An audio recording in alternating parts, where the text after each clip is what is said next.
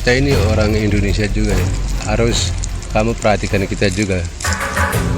Dalam peta wilayah Indonesia, Dusun Yakyu merupakan dusun terpencil di wilayah perbatasan dan seharusnya mendapatkan perhatian dari pemerintah karena berbatasan langsung dengan Papua New Guinea. Dusun Yakyu terletak di Kampung Rawabiru, Distrik Sota, Kabupaten Merauke. Sebagian besar merupakan warga repatrian dari Papua New Guinea yang lebih memilih menjadi warga negara Indonesia. Namun, kondisi 107 jiwa warga Dusun Yakyu sangat jauh dari kata layak.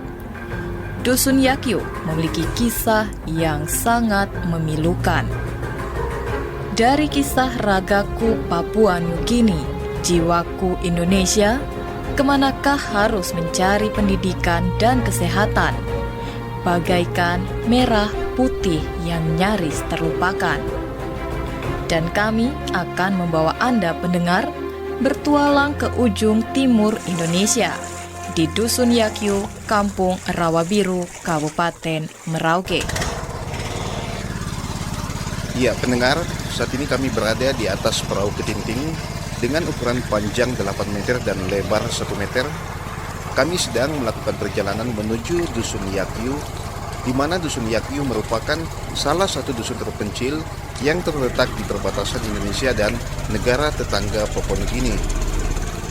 Nampak di sekitar kami terlihat tebu rawa dengan tinggi sekitar 1 meter dan pendengar sesekali memasuki rawa yang cukup luas dan tentunya semakin memperindah pemandangan di sepanjang perjalanan kami.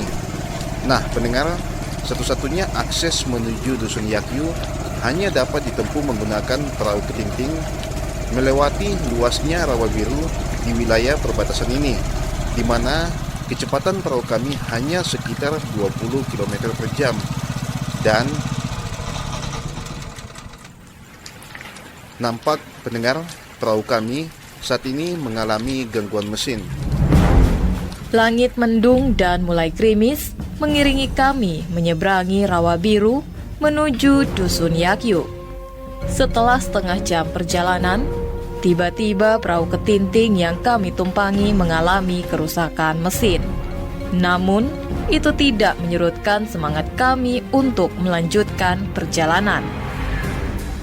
Dan setelah dilakukan perbaikan, perahu ketinting yang kami tumpangi mengantarkan kami tiba di dusun milik warga ex-Papua New Guinea.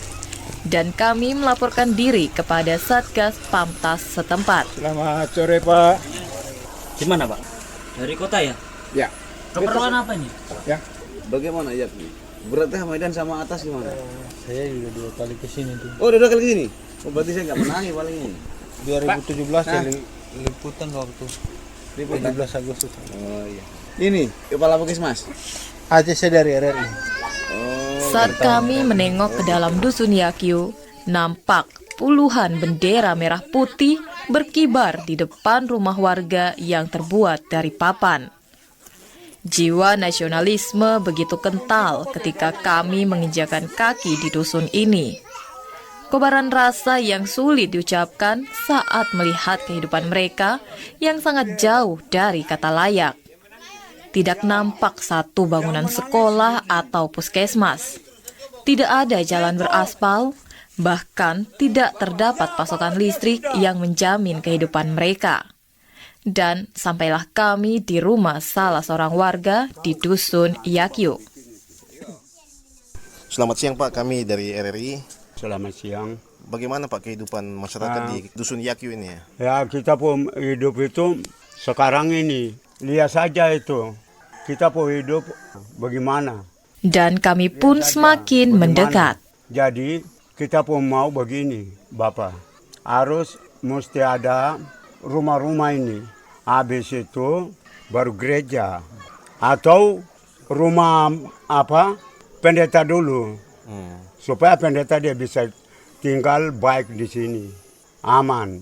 Di depan rumah milik Bapak Bernard Garomaiwa yang banyak mengetahui tentang kehidupan warganya menceritakan anak-anak mereka tidak dapat bersekolah bertahun-tahun.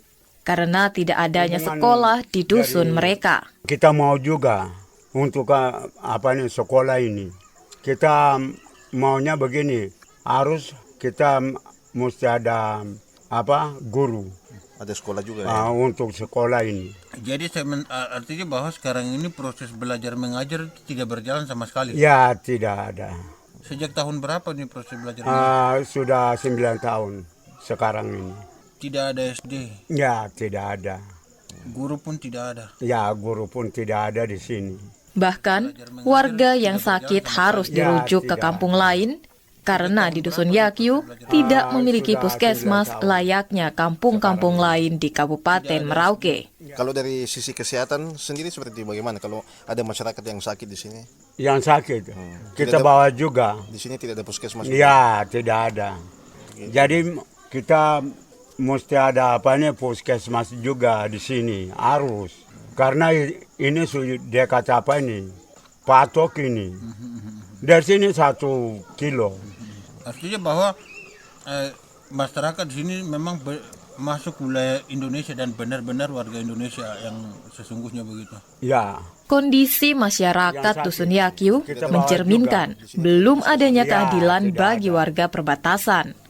Kondisinya semakin diperburuk dengan belum adanya pasokan listrik 24 jam.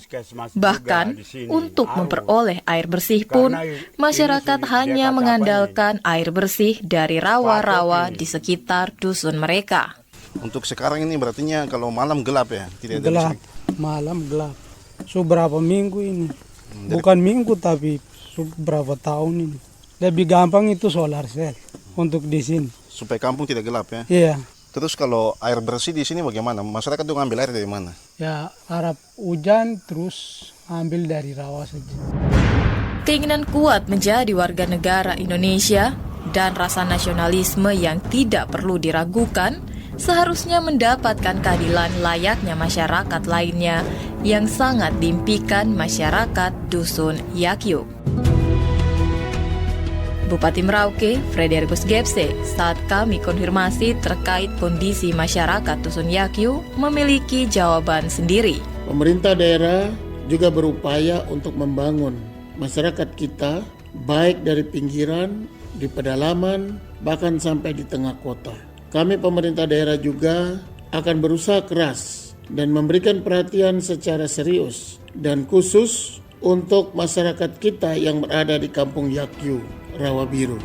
Menurut orang nomor 1 di Kabupaten Merauke ini, pihaknya akan membangun 5 unit rumah di Dusun Yakyu dan setiap bulan akan dilakukan pemeriksaan kesehatan di dusun perbatasan negara itu.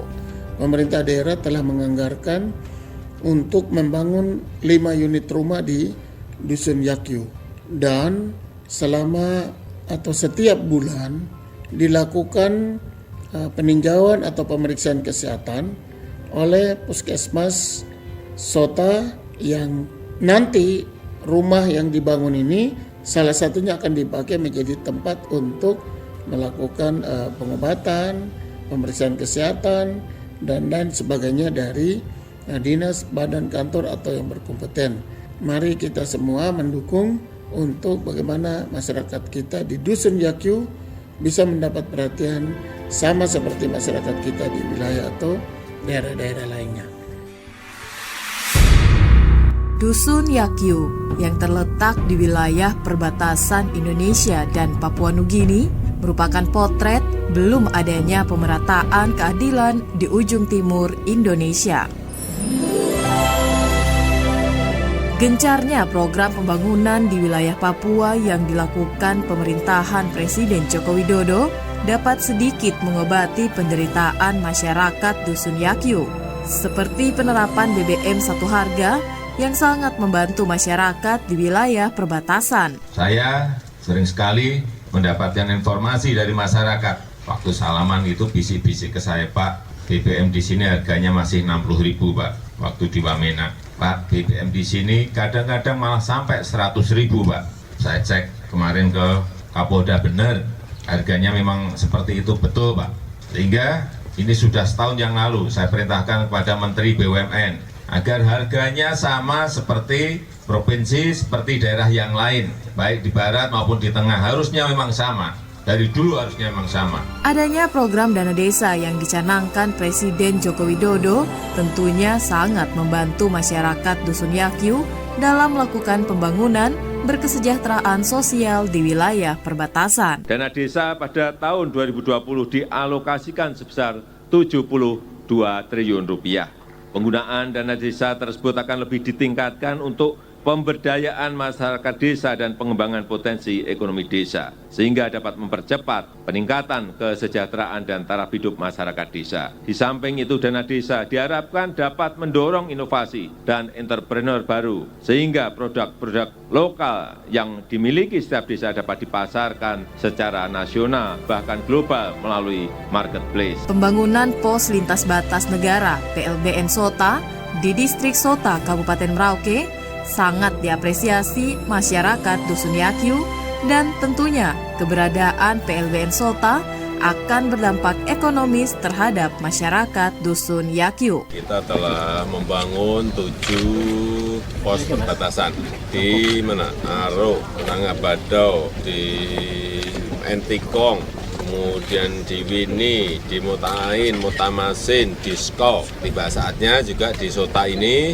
akan kita mulai di 2019 di Januari. Kita harapkan nanti selesai bulan Oktober. Kita harapkan selain menjadi titik pertumbuhan ekonomi baru, ini juga sebuah etalase yang menjadi kebanggaan kita karena merupakan beranda paling depan dari negara ini. Sama seperti pos yang lain, ada pos untuk imigrasi, karantina, dan saya tadi sampaikan minta ada dibangun pasarnya sebagai sebuah kegiatan ekonomi, nanti masyarakat lokal di sini agar bisa digunakan. Itu penting sekali. Perhatian maksimal yang diberikan Presiden Joko Widodo bagi wilayah perbatasan patut diberikan apresiasi. Bahkan, keberadaan monumen kapsul waktu yang menelan anggaran miliaran rupiah di Merauke membuktikan Presiden Joko Widodo sangat cinta terhadap Papua, terutama bagi wilayah perbatasan negara. Ya, ini adalah monumen impian kita bersama, impian anak-anak kita. Ada tadi sudah saya sampaikan 7 impian mereka, dan intinya ingin negara kita Indonesia ini menjadi sebuah negara yang besar, negara yang disegani, negara yang maju, negara yang bermartabat. Saya meyakini bahwa 7 impian yang diimpikan oleh anak-anak kita dari 34 provinsi ini akan terwujud kalau kita mau bekerja keras, kalau kita mau bekerja nyata, kalau kita mau bekerja sama. Dan semuanya tidak bisa dilakukan secara instan, dadaan nggak mungkin. Ini adalah pekerjaan bukan 1 tahun, 2 tahun, 3 tahun, 5 tahun, 10 tahun, tetapi ini pekerjaan dari generasi ke generasi.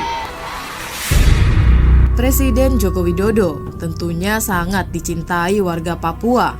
Bukan hanya dari gencarnya pembangunan yang dilakukan di Papua oleh orang nomor 1 di Indonesia ini, tetapi juga dari pernyataan Bernard Garo Maiwa dari ujung timur Indonesia. Kami cinta Jokowi. Pernyataan tegas, kami cinta Jokowi, mengakhiri perjalanan kami di Dusun Yakyu, ujung timur tanah air.